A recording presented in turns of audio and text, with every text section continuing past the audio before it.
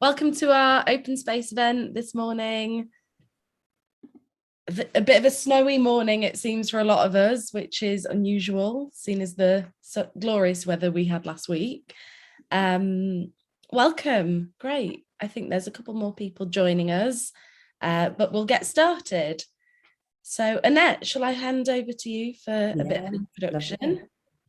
Hello, everybody. Thanks so much for coming. Huge welcome to you all, really. I think we've probably got about 50 in the room today.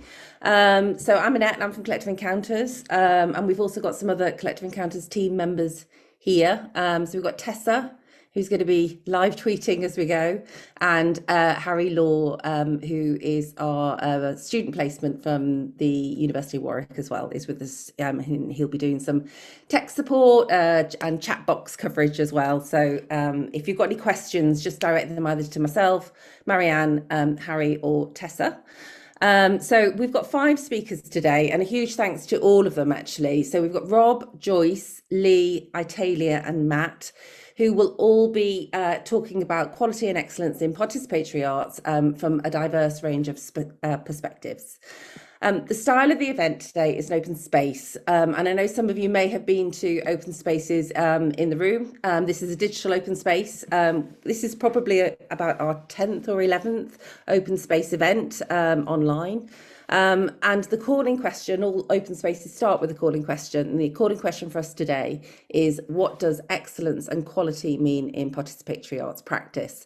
And for those of you who are going through either the NPO process with the Arts Council or are familiar with cultural policy in the UK, this will be a very pertinent sort of question to you.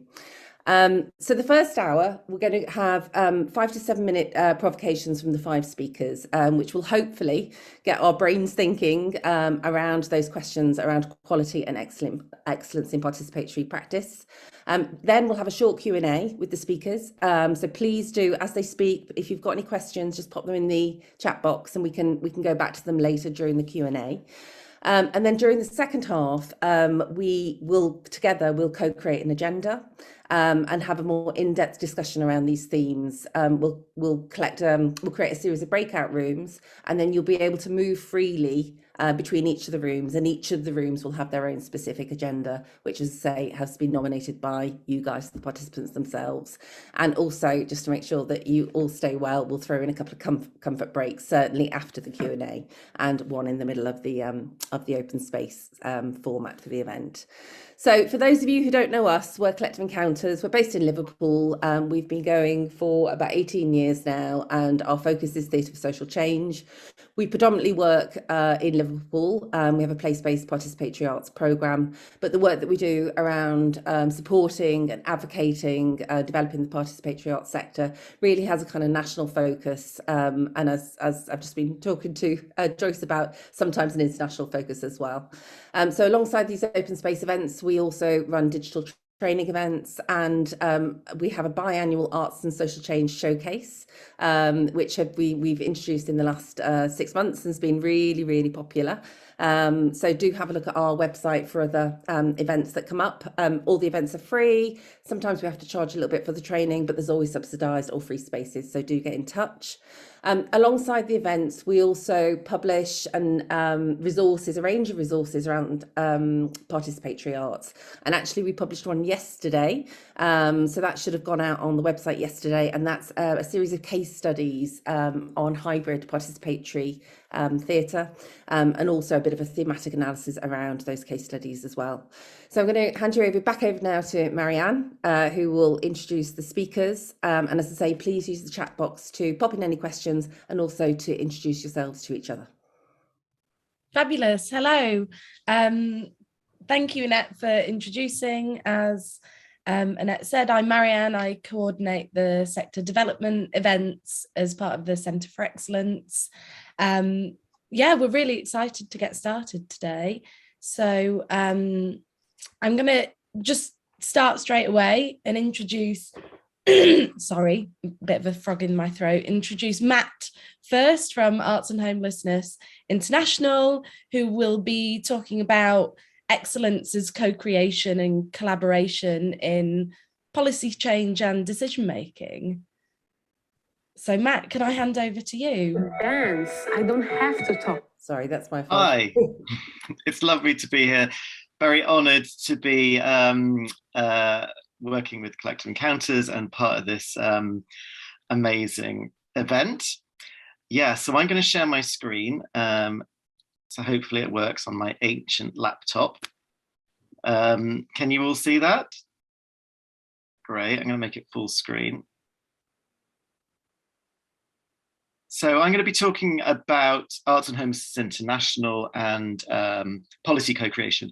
We're a global network of arts and homelessness where 50% of our board and staff are or have been homeless. There's always been an unequal distribution of power in homelessness from days when I was a support worker alongside many, many middle-class other support workers, homeowners. And there's an unstoppable movement of co-creation in the homeless sector and in general in social change. If I do that, hopefully you'll see a couple of pictures. We've got 500 member organizations around the world, from choirs in Rio, which we set up during the Cultural Olympiad on the left, a dance company in Tokyo at the bottom, Stockarisa, and Johannesburg, Awakening Minds, a Shakespeare company in Johannesburg, who are amazing. So policy co-creation. While we were out in Rio, we discovered Theatre of the Oppressed New York City, who work a lot in legislative theatre, which, as many of you probably know, is a kind of forum theatre which leads to legislative change. This is a group in Coventry who we worked with last year, we're still working with, including on the left, the cabinet member for homelessness and culture, people living on the streets, the head of homelessness, third sector professionals. And I'm going to talk you through how this legislative theatre works. So plays are created around that show barriers and challenges in the homelessness system. We put together a group of about 5 actors, half of whom are homeless and half of whom are council workers. And they work together over a process of a few weeks to put together these short plays. They are performed in front of an audience, and as in forum theatre, the audience can decide what can be changed, and then take the place of some of the actors and try out those new ideas. So Alicia there with the bag is with a new audience member trying out a different form of what this particular scene was looking at, which was interactions in a housing meeting, and how priority need is a really big problem in homelessness. The council workers are really frustrated that there are barriers in front of them so that they can't give people who are priority need and maybe don't have a recourse to public funds help. And obviously the people who are experiencing homelessness are deeply traumatized by this experience because they are in need and they really do need help, but the council workers' hands are tied. So those different plays, the new solutions that the audience come up with are workshopped into policy ideas with the rest of the audience, and those policy ideas are voted on. We've just segued from Haringey to Manchester, so you can see these green and red cards. So the audiences will be presented with different solutions, and then they can vote green for yes, red for no. And those most popular policies are turned into commitments by the policy panel. So the expert in legislative theatre, who we work with a lot, Katie, who you can see in the sort of teal coloured top with her hand up, is standing next to Jill Taylor, who's the head of homelessness in Haringey. And these policy commitments are written into strategy. So in the case of Haringey, those are in the rough sleeping strategy. In the case of Coventry, they've been plugged into the homelessness infrastructure and strategy. And then very crucially, the actors continue to meet as a scrutiny group. So this isn't just letting the council members create these policies and then everyone says goodbye. All of the actors, including the homeless people who are paid, I hope that's obvious, but everyone is paid fairly and continue to hold the council account on these housing related commitments. So just to give you an idea of what those can be, in Coventry, there's been 3 policy commitments that have really sort of surprised us and gone deeper than we thought. One is to employ more people with lived experience of homelessness in the council with leadership pathways.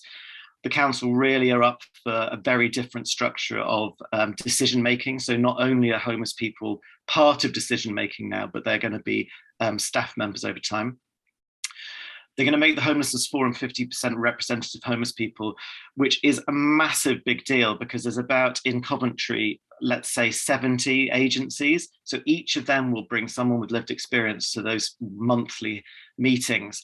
And that means that a whole range of co-creation training and culture change will have to happen in the whole of the sector in homelessness, which will produce enormous benefits in terms of power sharing and equality of voice.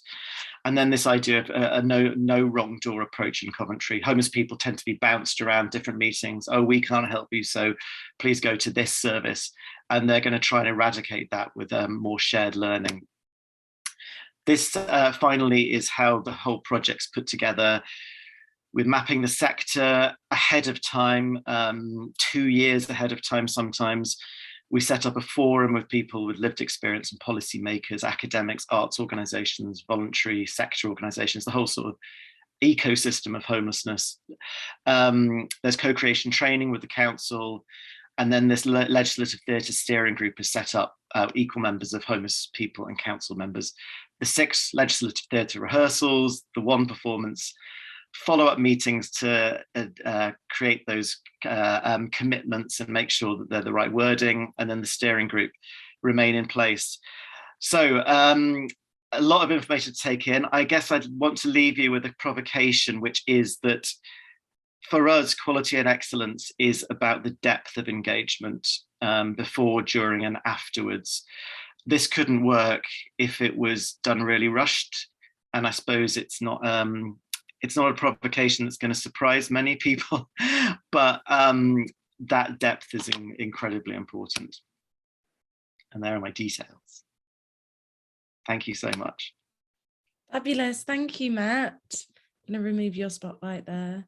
Thank you for that insight into those steps to make tangible change and commitments and turn legislative theatre into kind of strategies that will last. That's brilliant. We're going to move straight on, as we've got a lot to get through, to Ithalia from Movema. So I'm going to spotlight you here. Hi everyone, my name is Ithalia Forel, one of the co-founders of Movema World Dance Company. Before I start, I know I'm going to go to Annette to start with a short clip to give you a visual of what I'm talking about.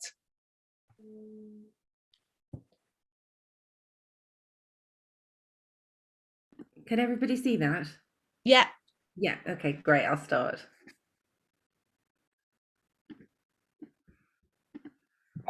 I've always struggled to express myself verbally.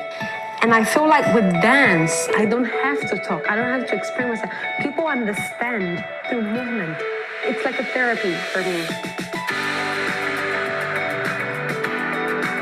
I am a second-year PhD student in dance science. This is my first time. I've always been a dancer. It's important to show people the diversity of all the people that is involved. Young people, the older people, and despite all that, we all come together, we dance, and we have so much fun. In Feb 2022, Movema brought together 22 community participants and 6 Northwest dance artists at various stages of their career to co-create a performance for Chinese New Year. So it's about belongings, the home belongings from people from different culture backgrounds in the Liverpool. It shows that despite the struggles, if we come together To build things that they want to see, to build a world that we love to live in. It was amazing. I had an awesome experience dancing. It was awesome. Great experience. I will definitely do it again and again and again. Loved it. It's more than a dance. It's about people coming together. I feel connection, I feel happy, I feel wonderful, marvelous, and I feel like this place is a safe place. It took me years for me to be able to be confident enough to go out and dance in front of everyone. Places like this make it feel like you can be yourself and you are seen and you are valued. Everyone gets their chance. It's not like just one. Thank you. That's, yeah. Thank you so much, Annette, for helping me out to share that. I will just now share my other board. Here we go. I just need to.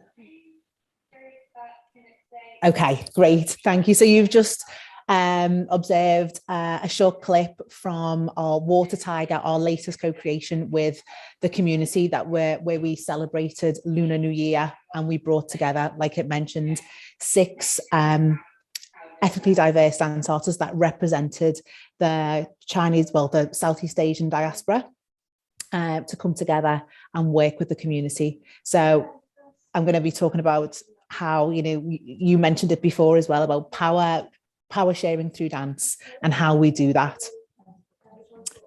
So just a little bit about Movema, if you don't already know about us. We are a charity that creates inclusive, artistic and participatory world dance work to celebrate diversity, tackle inequalities, support healing and unite communities in the Northwest and Southwest. We're 13 years old. We were set up from a core group of 4 co-directors who have got lived experience of discrimination, racism, and lived experience of the barriers of being seen and heard in the world of dance from an ethnically diverse background. And what we want to do is make space for world dance and culture that has been denied an equal platform, and by doing so, making space and removing barriers for artists and communities that connect and celebrate these forms. So that's a little bit about us as in a snapshot. I'm sure we can share more later. So how do we define quality? It kind of really took me back to before I started dance. I did quality management degree, and it was all about this, plan, do, check, act, all of these things, all of these, this constant cycle. And it really is that, and we're still, after 13 years, we're just starting to really delve a bit deeper into that. Those that are aware of the quality matrix from Arts Council England, you mentioned before about getting ready for MPO or the next funding round. It's, asking questions like, what is an interesting idea? Is that, is there been a quality experience if someone is interested? Has it been well produced and presented? But then, the Arts Council and also our organisation want to delve more about how can we specifically define quality and excellence in the work that we're doing with specific communities. So during our recent exploration of these co-creations, we've realised nurturing artistic collaborations. So the actual live project may only be a 3-month period, but the groundwork, it was mentioned earlier, is something that is years of work of talking to individual artists that you want to collaborate with and exploring what are the barriers that exist. Even though since we launched, we were celebrating our diversity. However, we realised that was also a barrier to specific groups. I did a big piece of work specifically looking at engagement with Black dance artists. And it was through that work that I realised that we weren't seen as a place to a safe place to come and maybe air views. And this was all around that time of George Floyd, the resurgence of Black Lives Matter movement, times of, entering into lockdown and so on. And it was a really great insight into what work we need to do to be able to engage with these artists that we want to work with and that we want to represent. And it was great to have this opportunity to do it through this co-creation. really important to meet the artist where they're at. And what I mean by this is acknowledging the barriers that exist due to institutional racism, to just looking at dance specifically, because that could raise a whole full week of conversation. But with dance specifically, is that how maybe dance from the African diaspora, dance from the Southeast Asian diaspora, from the Indian diaspora, are not given the same value as other European forms, and that goes from university to to employment. So unraveling that through this process by ensuring that we can engage artists and pay the artists. That was also mentioned before, about paying the artists for the work. It's really important, regardless of their level, regardless of their qualification, valuing that there's more to, qualifications don't just say it all, don't just mean that you are the right person for the job.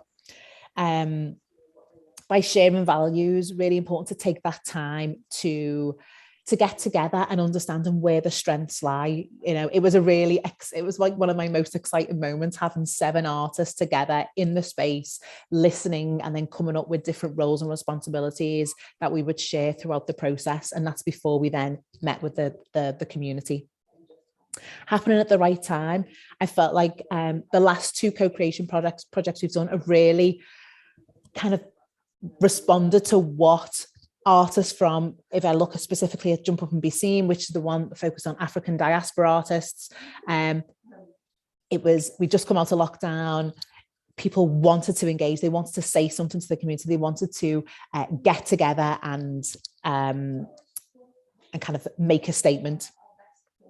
Being flexible, it's not just about being there at 9, leaving at 5, or, not understanding that people have other reasons why they can't be there or can't be on time, and just really being flexible, because sometimes that can have a big effect on the whole group, and it's just what you put in place to be able to deal with that.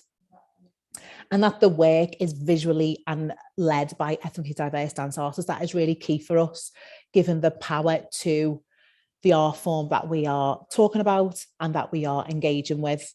And then what we found as well is that our community participants, regardless if they were from that diaspora or not, they would feel safe in that environment to be kind of taken on that journey. Ownership. So talking about, the next stage of working with our community participants, that they are part of the process as well. Nothing is set. There's a brief structure put in place just for the sake of, we know that for this specific one, we were working towards creating a performance. So we had a time frame, but making sure that at each step of the way, the individuals were part of the process, and that those community participants could bring their whole self. So what do we mean by that? Is that we acknowledge that in the world that we live in, that people have additional responsibilities, they might have additional needs due to health conditions, or they might have limitations in terms of their, being able to pay for something. So this whole process was free for the majority of our participants. However, there was an option if you were in full-time work, and you could contribute towards that payment. And then bringing your whole self allow people to feel like they didn't have to be perfect. There wasn't this, especially with dance, people, I think a lot of the time people have this vision of dance as like, you have to be like you're on Strictly Come Dancing, you have to be fabulous and all of these things. And that fabulous can mean many different things, and just to really allow to the acceptance of everyone.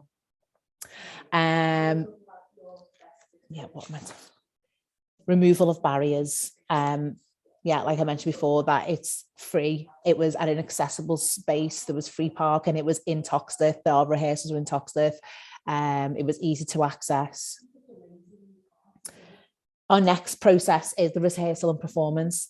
That we made sure that the platform was the right one. For this one in particular, we were exploring the power of carnival and how it can be used as a protest, and what people wanted to say through those forms.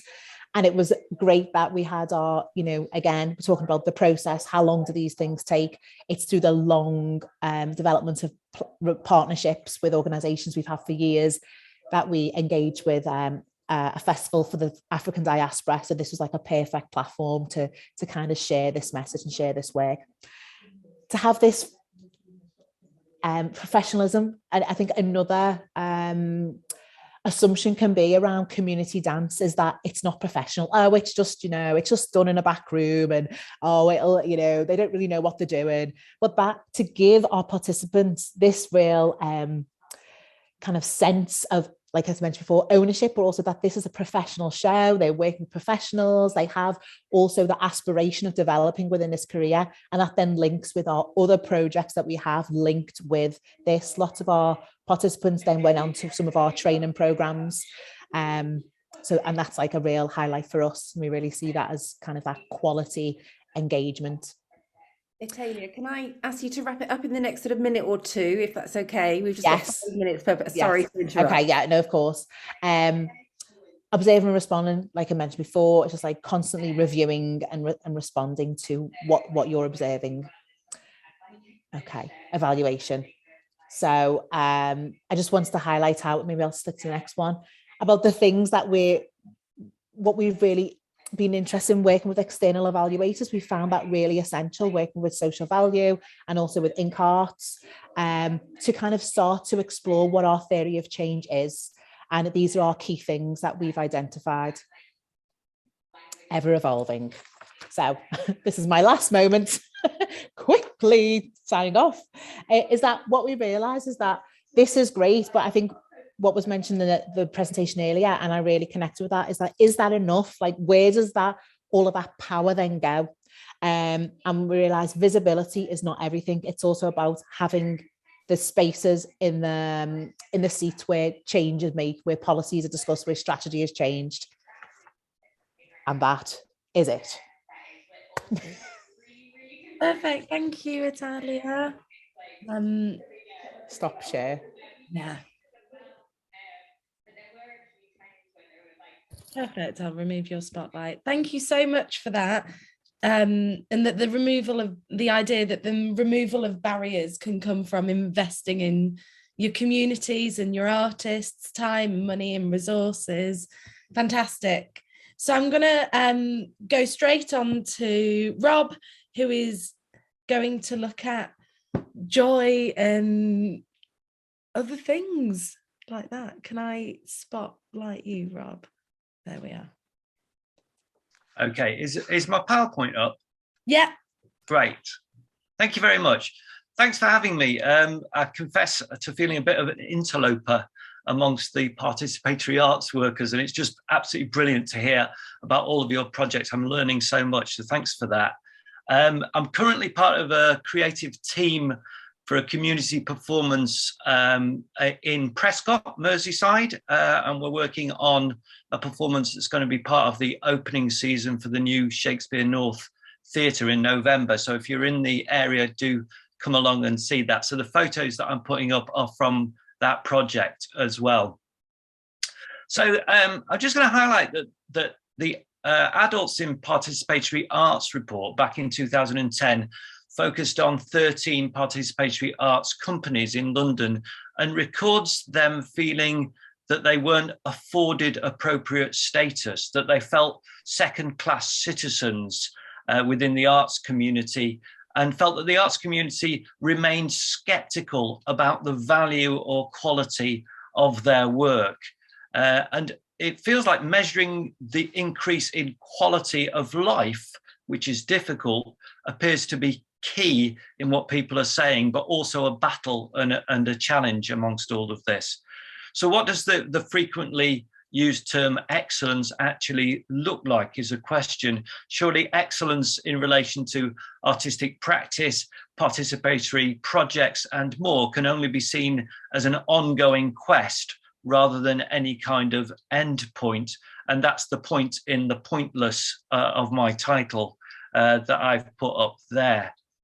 The Arts Council Impact and Insight Toolkit, everyone should have one in the boot of their car, suggests that excellence equals a peer review indicating, and I quote, "It's one of the best examples of its type I have experienced," equals excellence.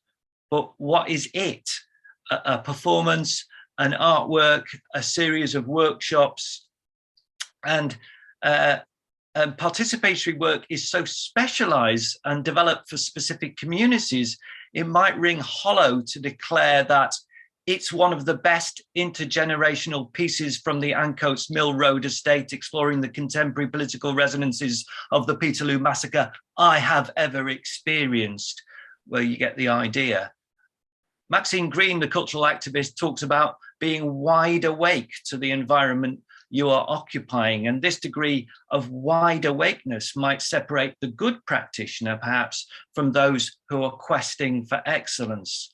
The excellence is often in the vast skill set embedded within the professional expertise, the deep dive into researching their community's context, their informed design of the project, their relationship building skills demonstrating care alongside sensitivities and consideration for individual needs and expectations.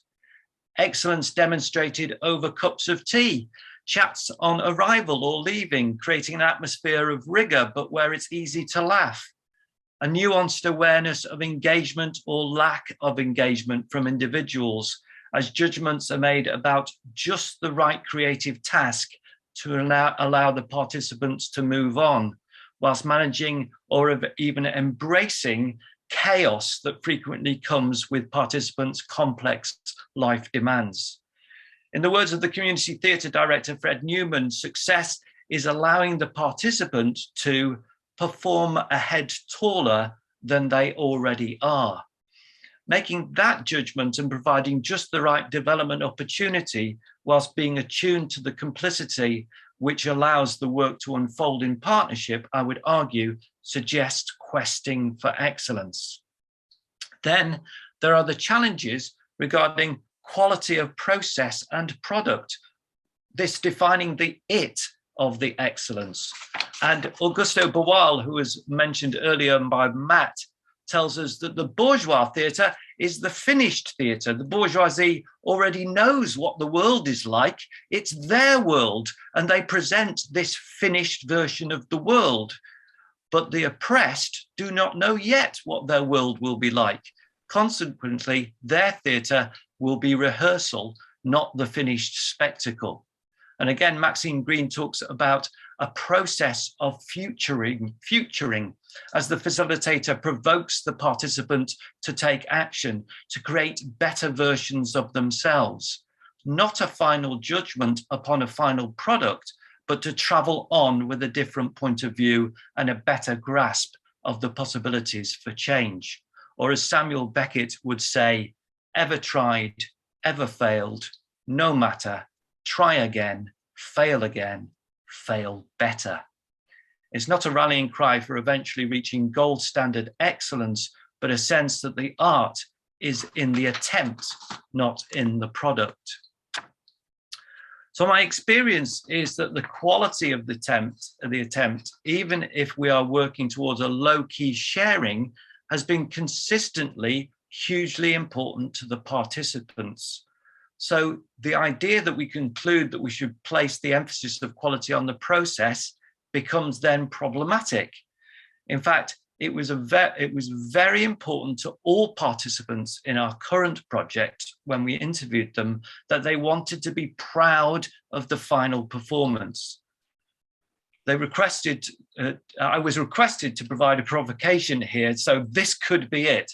Let me suggest that participatory arts workers should not shy away from bringing their artistic expertise into the room to allow this to happen, despite sometimes making democratized decision-making problematic, recognizing that co-creation is a broad spectrum, and depending on the nature and context of the project, I see nothing wrong with bringing quality, non-participant generated creative material for participants to engage with in their own way. We don't always have to ask participants to strive for autonomy in the creative process. There is a learning and development to be had in being guided, dare I say, led by professionals that can lead to some guarantee of quality that they will be proud of. So assembling, recording, documenting impact upon quality of life, as you've just heard about, appears to be key. And our adopted Padlet, which is our own repository for impact, places emphasis upon the participant voice and embodied evidence through, for example, interviews with participants, videos of key moments in process, group discussion, workshop images indicating engagement, quality of life, movement, and yes, joy. I like the example of Streetwise Opera's recording impact, where participants are asked a very direct agree or disagree question format, including helped me deal with challenges in my life, lifted my spirits, gave a sense of community, made me feel more confident. And I have argued that my own subject, drama, as taught in universities, is something that should be kept at a political distance from professional theatre practice and serves a very distinct purpose from the vocational training models emphasising technical mastery. And the same can clearly be said for advocating the specialist nature of participatory arts practices in the evidencing and assessing of quality and excellence. Thank you.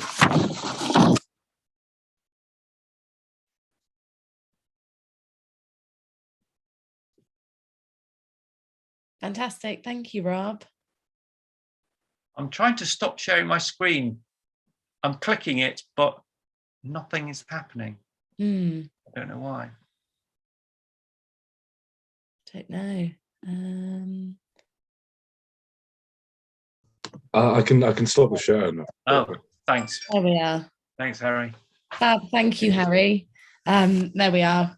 Technical hitch right at the last minute, but thank you so much. Thank you. Those ideas of joy and holding the room, and that quality can run throughout the whole process. And great. So we're going to go on to Joyce. Hi, Joyce from Mind the Gap. Hello, that's me. Hello, everybody. I'm really happy to hear everybody's provocation. I'm very excited to be here. And this is my part now, my 5 minutes. My name is Joyce Lee. I'm Artistic Director of Mind the Gap. We are a theatre company based in Bradford, work with artists with learning disability and or autism. We also run an academy. And so my provocation starts with something that I hear often, like a compliment. Some people will say something like, I don't see disability on stage. They are as good as non-disabled actors. Or if non-disabled people can do it, disabled people can do it too. So those are some kind of statement meant as a compliment, and they are also like given by really well-meaning, nice people. But I just want to unpack it a little bit, and I want to invite you to consider, is there any ideology behind statements like this? And there is also the nuance and complexity within it as well. So from this inspirational or like positive statement, then here comes my provocation. Are we treating non-disability as the gold standard of excellence, hence modeling quality and excellence on non-disability? Does it mean that the less disability one displays, the higher the quality of the work? In turn, are statements like that ableist? So that is quite a loaded kind of provocation, but let us unpack it a little bit. And then I bring you through my way of thinking. And I usually think in terms of pictures. So and then it reminds me of picture that I came across that's like this. Let me share my screen, an image to show you.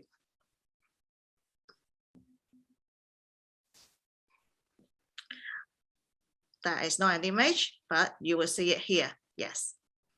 So this is the modes of disability. In the photo, you see there is one person in the middle on wheelchair in front of some steps. At the bottom of the step, it's got a sign that says "Way in" and "Everyone welcome." The person sitting on the wheelchair doesn't look very happy with the mouth, lips pointing down. And On the left-hand side, there is a speech bubble that says that is got the medical model of disability. The speech bubble said her impairment is the problem. They should cure her or give her prosthetics. That is a medical model of disability of viewing it. And on the right-hand side, there is the social model of disability, and it says the stairs are the problem. They should build a ramp. So it is not about the disability itself is not the problem. It is how the world is built and how the society is organized around it that becomes a barrier that makes the disability feels like a problem that that person has to deal with. But actually, it is how we need to rearrange the world so that the barriers would be lifted. So imagine if we say if the non-disability is a standard of artistic quality. Imagine someone with a unique speech pattern, which enunciation is not a natural skill set. And if how good a piece of theatre is assessed by the text, often like doing Shakespeare, oh, if somebody can do Shakespeare, disabled people can do Shakespeare too. If that becomes a standard, then that person with a unique speech pattern could never be considered a good actor. But luckily, we know there are lots of different ways of assessing aesthetics of theatre and participatory arts, as people have actually I've looked at the Collective Encounter website. They got a very useful timeline where it tells you lots of different types of participatory performance. There's different methodologies to give out, to involve people and have a different kind of aesthetics. So the thing is, I want to put emphasis on it is we need to view the disability as the social model of disability rather than the disability being a problem. It is the way it is arranged, how society is built, is arranged is the problem, and we need to change that. And the next thing is you might have seen another image that looks like this. So that's quality and equality, where at the top, everybody's given the exact same thing, and then, but it may not be fit. It may not fit everybody. Now that we're saying there is different kinds of adjustment for different types of people so that they can all participate and contribute to the best of their ability. That is a kind of way that we, in theory, we want to get to. But that reminds me of another image that you may have seen that one. I think this one has been around for longer. There are other people that say that there's all kinds of problematic thing that could happen. Like some people say, oh, there is a fence and they should all buy tickets to go in, things like that. But I think maybe that's why people have updated into that one instead. But what I want to point out is that for this one, if we say, so this is equality, everyone get exactly same thing. This is equity. Well, this person in the purple top get a lot more than the others.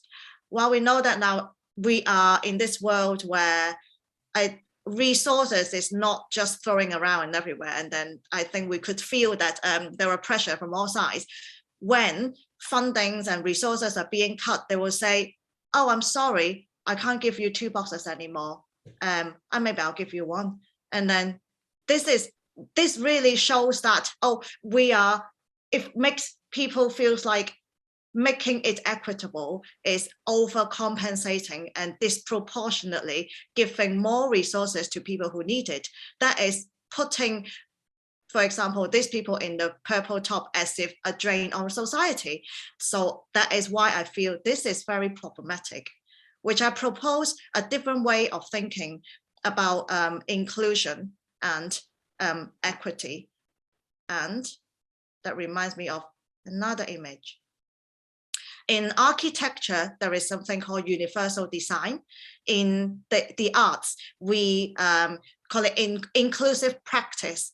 So this is a snowy image where there is somebody with a shovel, somebody on a wheelchair on the left, and then a group of people on the right. The person in the wheelchair asks, could you please shovel the ramp?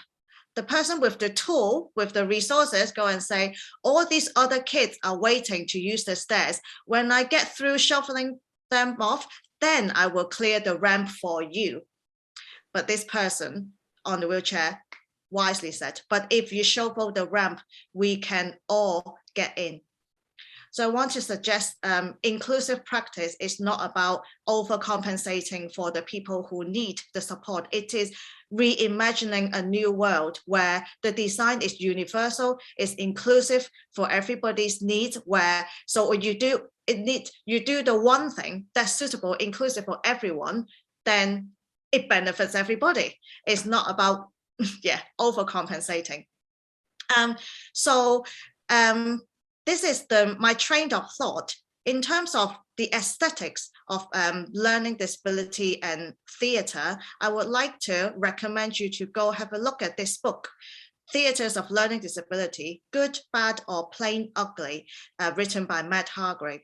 And this is published in 2015. I think at that point, it is the first book that's solely on the aesthetics of learning disability, theatres of learning disability, rather than on the efficacy or social change. It is the poetics and the aesthetics of it. So it is like nearly 300 pages worth of analysis of how to, the aesthetics of it.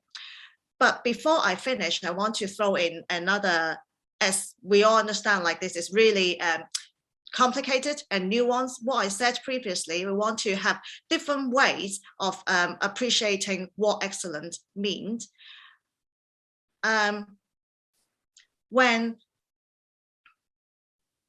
This is from the conclusion of that book. Clay is a learning disabled actor. Hargrave is the researcher. Clay said, I'm not just a learning disabled actor, I'm a proper actor. Hargrave asked, what's a proper actor do that's different? Clay said, a proper actor does stuff like Shakespeare and stuff, hard, complicated stuff, more than a few lines. A disabled actor gets only a few lines. Hargrave said, like what? Clay said, a simple line. This is somebody, like this Clay, he may really want to do Shakespeare. What I said in the beginning, I said, well, we don't have to make Shakespeare. You see, there is a contradiction, what I said and Clay said here. But what we need to do is we need to talk and we need to find our middle ground. The job is not done here. I think you might have heard of a saying like diversity is being invited to the party, inclusion is being asked to dance.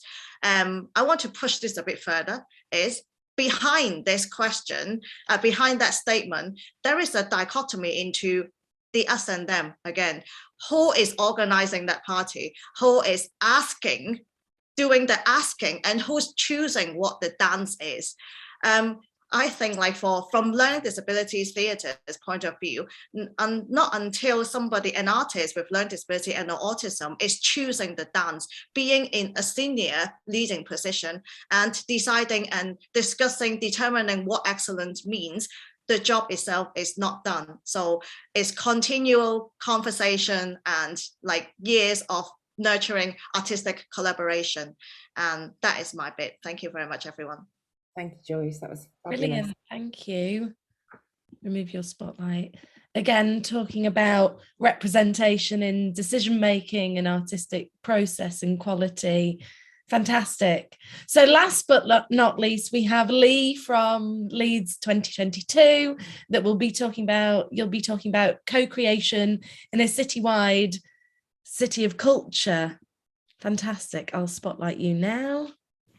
Thank you very much. I'm just going to share my screen. Hope everybody is well and holding on in there. Sorry, it's taking a moment. Brilliant. There we go. Can everybody see that now? Yes, yeah. Wonderful. So hi, everybody. My name is Lee Brennan. I'm the Head of Creative Learning and Engagement for Leeds 2023, which is a year of culture happening throughout the whole of next year, but we've already got some activity which is starting. In terms of my role, I'm responsible for community engagement across the city, a very large cultural and creative learning programme, skills and development programme, volunteering programme, and youth voice and youth leadership. That's all kind of embedded. We're a very new organisation. And thankfully, due to, or maybe not thankfully, but due to COVID, it's kind of delayed a few things along the journey. So we've not had a massive amount of activity. But what I wanted to do was just talk through the ways that we're currently approaching some of our work and what that's raised in relation to quality and excellence. So co-creation is really kind of embedded across all of the strategic plan, primarily around the community engagement work. And at the moment, we've got 33 live projects, one called My World, My City, My Neighborhood, and one called Hidden Stories. And they're 33 kind of unique pieces of work that are working with community-based artists alongside different and diverse range of communities. And the purpose really is about being able to kind of amplify and tell those untold or hidden stories that have never really kind of come to light. But one of the drivers behind that was co-creation had to be the methodology, because we talk about it so explicitly. And in the September of last year, that's when that journey started. So there was an open call out, and a number of community artists and organisations, along with different communities and community hubs, applied for these opportunities. When I started in post, which was at a very similar time in September, when I started to kind of interrogate what do we mean by this notion of co-creation, what we started to understand very, very quickly is that there were very different perspectives and very different understandings of in and around all of that. So, for example, even internally within our creative team, the producers and the creative learning engagement team, or different creative leads, had different interpretations and different experiences in what this notion of co-creation really, really is. And I think it's fair to say that I think co-creation, it is now kind of a common or a fashionable term or phrase, and I think everybody's using it. And I think what I'm about to kind of go into will really hopefully be able to kind of articulate some of those challenges, and about how we can kind of draw that back in primarily around quality and excellence. So working through that journey, what I started to do was to work alongside some of these cultural organisations and artists. Also working with some of those communities, and through kind of observations and interactions, what I started to notice was actually everybody was talking about co-creation, but through different dialects. They're all, I'm trying to use this kind of notion that, yeah, they're both fruit, but actually we're comparing oranges to apples in some situations. Now, I think what's really useful through this journey is actually all of the approaches had real value for those communities. All of those communities were on a really, really positive journey. They had those opportunities to kind of amplify and share those stories, and the quality was around that process and output in through some of those sharings. But actually, what I really wanted to interrogate when we talk about co-creation in light of a city of culture was how can we really drive that forward with this notion of co-creation when everybody's interpreting it slightly differently. And what I really wanted to understand was, is that the same experience for all communities working through this experience? So, like I said, through those observations and through conversations and through peer learning with artists and communities, what I started to unpick through the projects was we had all of these that were all being badged as co-creation, which was participation, co-commissioned work, co-designed work, co-producing, co-production, co-curated and co-created, which left me in a bit of a pickle. I was like, oh, we're using co-creation in this really kind of transparent and putting it at the heart of our work, but is it really co-creation in the way that we want to talk about it? And if we do talk about co-creation work, how can we have a city that's really going to understand this notion of this is co-creation against this is participation? And I think one of the things I just want to add before I get into this next part is that all of these have value. There's not one that's more or less important than the other. They all do have real value, but but in certain circumstances, they probably have different applications. So what I did from there is I started to then kind of think about some of those definitions and guiding principles against each of these headings to enable us to kind of plan and design the work that's going to ensure that we've got the quality and excellence that underpin all of these approaches. And like I said, we will use all of these approaches, and different artists will use them throughout, and communities will use them throughout this journey. So what I'm just going to do is just talk about some of the kind of definitions and guiding principles that I've started to pull through from the 33 projects that are currently live and are slowly kind of coming to an end. I'm not going to go through each of them, but I'm just each of the points, but I'm just going to highlight a couple of points. And I think this is really the provocation. So in terms of participation, it's often a top-down approach. So the concept is originally driven by an artist or an organization, or is facilitated by an artist. So they've been involved in the planning and the designing and the delivery of what that work is.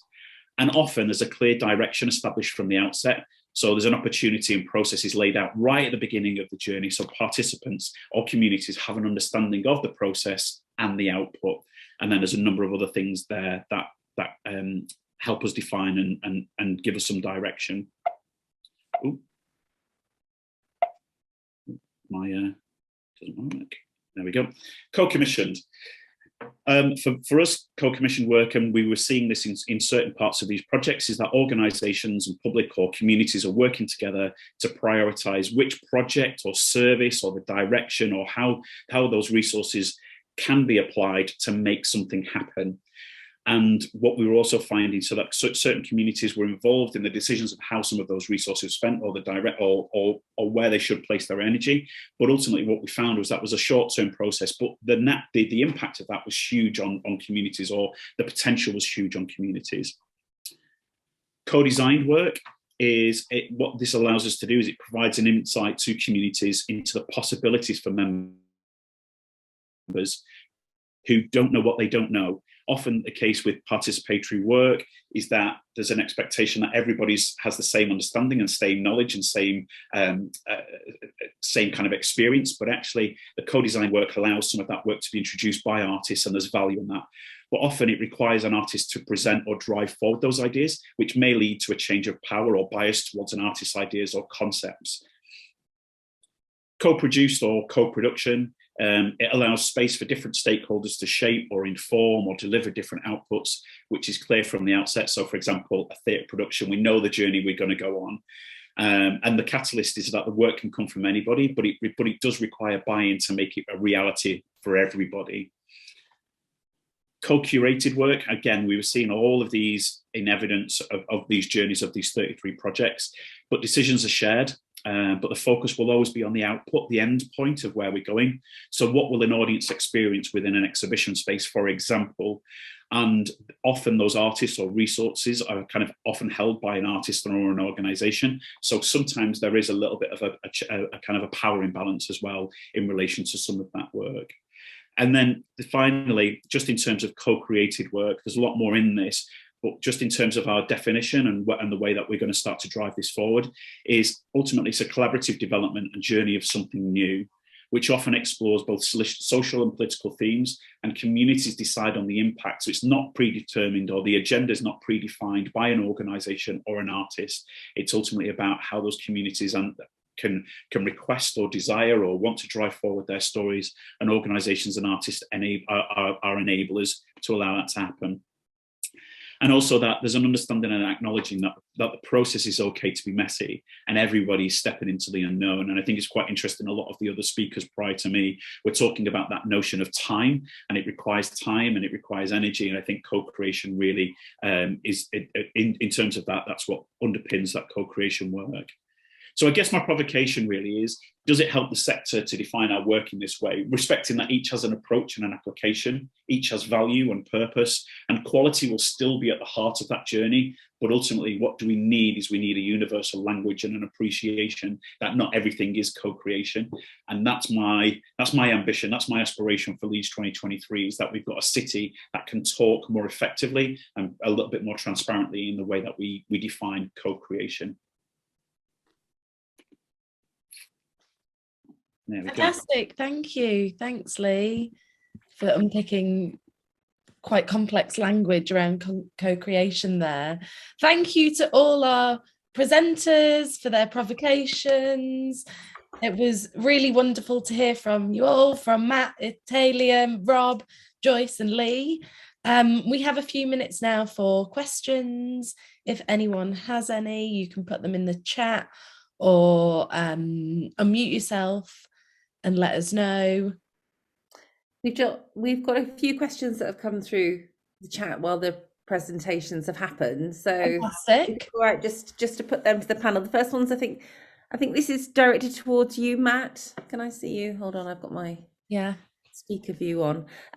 This was around, it came from Gemma and Michaela, around co-creating training for local authorities and councils, and wondered if you could just expand on that a little bit.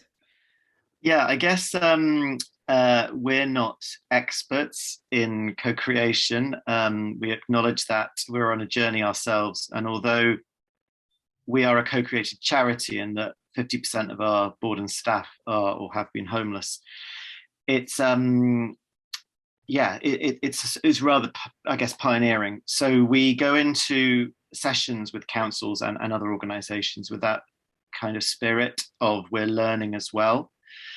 I would say that there's like two main areas that we talk about, which is like practical shifts and cultural shifts. So we talk about co-creation as a bit like the writing through a stick of rock. Like if you imagine Brighton Rock, which has like, this sugary cylinder which has Brighton written through it. Wherever you break that, you can still see that writing. And I think co-creation is a bit like that. If you really want to adopt co-creation, it's almost like what it's not rather than what it is. So it's not consultation, it's not focus groups, it's not people with power asking other people and then going away and making a decision anyway. It's got to really run through an organization. And I think I would say, so with the council specifically, it's about having that conversation of practical means, taking time, this idea of preparation for people. So let's say a homeless person comes to a council meeting, they will have a lot of questions. They will feel imposter syndrome. They will be worried about what to wear, what they're going to be asked, what acronyms are.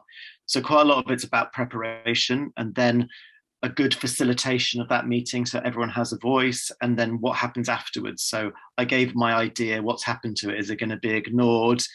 So those three stages are really good and really important. And I'd say finally that I think co-creation for us everywhere is happening much more about an asset sort of strengths-based approach. And this was touched upon by a lot of the speakers. So that's not like it's ethical to do co-creation, but actually everything is better if you consider homelessness as being something that leaves people with trauma, but that trauma leads to resilience, empathy, networking ability, brilliant communication. We're beginning to see this picture of people who are huge assets to any company, or in this case, a council. Fantastic, thank you. That's brilliant, thank you. There's something else that's just come through the chat. I think this is from Annie, around ownership. Ownership in participatory practice being a spectrum, and the level of ownership, it depends on the project and the people that you're working with. Annie, is that something that you wanted to expand upon? Yeah, I added to it actually just a minute ago. I thought that sorry, I'll put my camera on. That I thought that there was a tie-in actually with what Rob had introduced as well about the role of the artist in the room, and I think that needs to be really sensitively done. And I think all of the slides that we've just had from Lee really lay out what a different approach might be along that spectrum. Do you know what I mean? It's not that they're all, you know, that one is better than the other. It really is situation dependent, and what the needs of the stated needs by the community of that community might be. It may well be that the people that you're working with say, actually, I don't have this information and I don't have this knowledge. Can you help me in that way? And it's about that shared journey where acknowledging potentially the skills of artists is vital at certain times, but then acknowledging the lived experience and knowledge that Matt was just talking about is more appropriate in that situation. So it's really important to get the pitch right, to get the position of the people in the room right. And that has to be done with sensitivity. So I just thought I'd bring that in. Yeah, I absolutely agree. And I think it's about having that conversation as well about the power and expertise that people are bringing. There's a really brilliant report called Power Up. It's not really a report. It's a think piece by Chrissy Tiller, and that talks about the expertise, that the artist brings and how that does shift power, but that power shift will be different in different contexts as well. Any other questions? I haven't noticed anything else in the chat. Have you, Marianne? No, not in the chat so far. Oh, we've got one from Claire just now. Claire says, I'm interested about the idea of universal, both in design and language, when dealing with plurality. Reaching a consensus is hard. People will always bring different experiences, dialects, etc. Understanding the nature of creative practice, pathways, ladders, levels of influence, and measures taken to make it equitable is useful, but that nuanced and diversity of facilitation is crucial too. I'd be interested in hearing more from Joyce and Lee on that. Claire, you're going to have to put your camera. I don't understand that. I'm sorry. Where are you? There you are, Claire. I was hoping writing it would make it clearer, but evidently not. So both Joyce and Lee talked about trying to find the universal, which is like a really nice, simple ideal. But it's just the challenge of that, given that it does create a power dynamic in itself. So I was quite curious just to hear your response about the hope, the intention there. And how that might be negotiated. Yeah, I think maybe it is in Lee's presentation as well. The process could be messy. It's not neat. It's not just go straight forward. If you go finding the process is like a spiral going deeper. So it's sometimes, so I'm thinking about another image pop up in my head. Is like the road to success is not this, it's like and then that kind of thing. And also the universal, it doesn't mean the one thing. I think you pointed out very succinctly, is plurality, is the plural. It is offering different options, and it is okay as well. And during the process, let's say in rehearsal, I'm currently making an outdoor performance on the climate crisis, and want to incorporate creative access within the show itself, rather than, so that it's not, we're not saying that everybody should be the same. So you have the burden of, oh, you need to have all the BSL, all the captioning, and all the, it's not about that, but it is giving them the different options, giving audience different options to engage in their way, in different ways. And then you can't, as you pointed out, not everybody can't be the same. It can't be there at the same time witnessing the same thing. They may be from a different angle, from a different time, so that we are offering different types, different ways to engage. And also my other experience of making theatre is we're starting to go to a process where we're not thinking about making a show, we're making a project. We're looking at the story, and then the story, we think about who are the people we want to tell the story to, and those people, what is the best way for them to receive the story. So we end up making publication, photography, exhibition, forum theatre piece, large scale spectacle, intimate theatre performances. Well, we're not making the road easy for ourselves, we're making it messier, but then we're hoping to meet the stories, meet the people who want the story to halfway, where it is an ongoing process, and it is messy but exciting and deep. Lee, did you want to add to that? I'll be very, very short, but I absolutely agree. I think that the process and some of the things that we've just talked about there in terms of that universal will always be messy and will evolve over time. And I think in terms of using this as a starting point, well, using this as a provocation is the starting point, not necessarily to say that it is completely defined within the copy that I've just shared with you. This is the first time I've put it out into the public domain. So obviously being able to kind of have your insight as peers to contribute, to think about, and also the place where actually some of that language can also be talked through with communities as well, for them to have an input. All of that is in play, and I think that's the thing that's exciting. And also, I guess something that I didn't really articulate is I don't think they're also, whilst we've got defined maybe approaches across that spectrum, I don't think they're as clean cut as it is this or that. Sometimes I think they're interchangeable as well, and that's fine. But yeah, that's the starting point, and that's what hopefully we'll be able to explore quite effectively over the year of culture. And I think that would be a really great agenda item actually for one of the breakout rooms around that sort of universality and plurality question, really. So I hope you're going to stay with us for that. I'm aware of time. We've sort of run over, which we always do, but we try not to.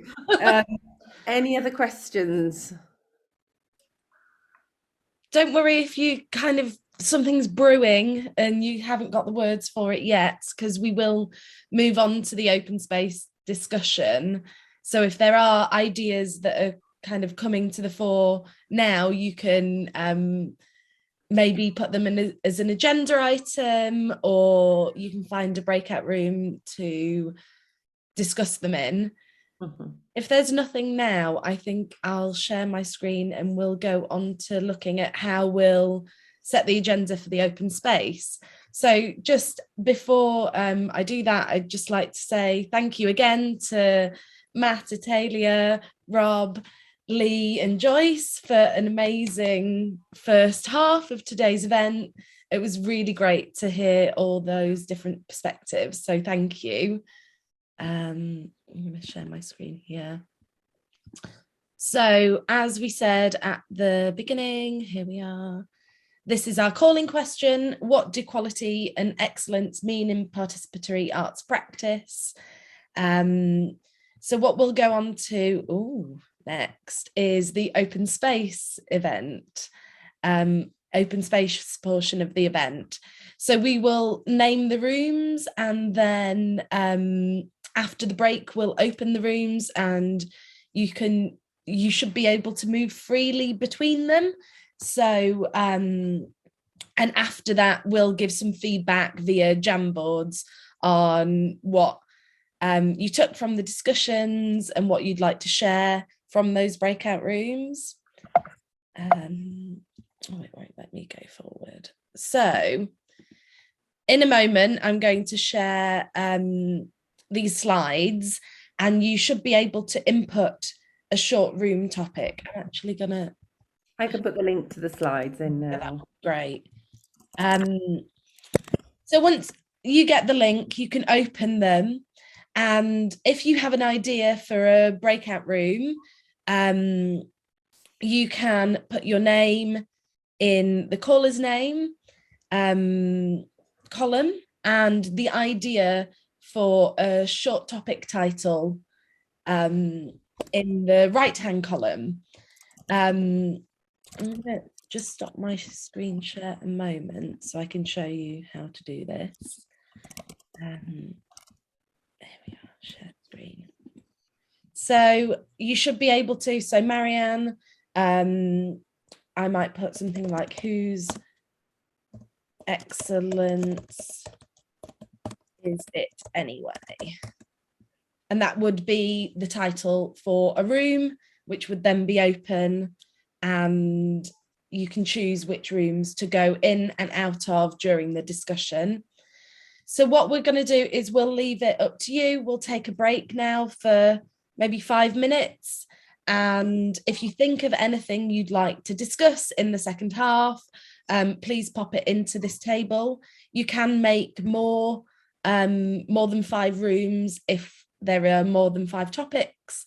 So just either add a row yourself or let me know and I can help you with that.